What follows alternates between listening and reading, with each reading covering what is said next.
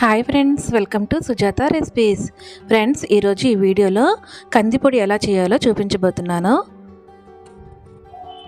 దీనికోసం ముందుగా స్టవ్ పైన కడాయి పెట్టుకొని ఇందులో 1 కప్పు కందిపప్పును వేసి లో ఫ్లేమ్లో దూరగా వేయించుకోవాలి. కందిపప్పు వేగిన తర్వాత దీన్ని ఒక ప్లేట్లోకి తీసి చల్లార్చుకోవాలి. ఇప్పుడు ఇదే కడాయిలోకి 1/2 కప్పు శనగపప్పును వేసి లో ఫ్లేమ్లో వేయించుకోవాలి.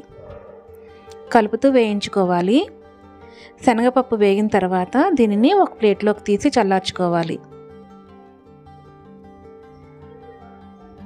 ఇప్పుడు ఇదే కడాయిలోకి 1/2 కప్పు పెసరపప్పును వేసి లో ఫ్లేమ్లో దోరగా వేయించుకోవాలి. దీనిని కూడా ఒక ప్లేట్లోకి తీసి చల్లార్చుకోవాలి. ఇప్పుడు ఇదే కడాయిలోకి 1 టీ స్పూన్ ఆయిల్ వేసుకొని ఇందులో ఒక 25 నుంచి 30 ఎండుమిరపకాయలు వేసి 1 టీ స్పూన్ జీలకర్ర, కొద్దిగా కరివేపాకు వేసి వేయించుకోవాలి.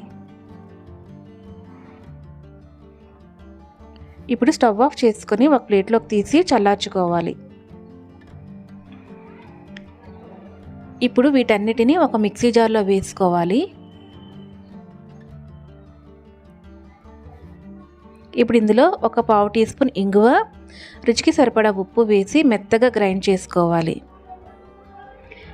ఇప్పుడు దీనిని ఎయిర్ టైట్ కంటైనర్లో పెట్టుకొని స్టోర్ చేసుకోవాలి.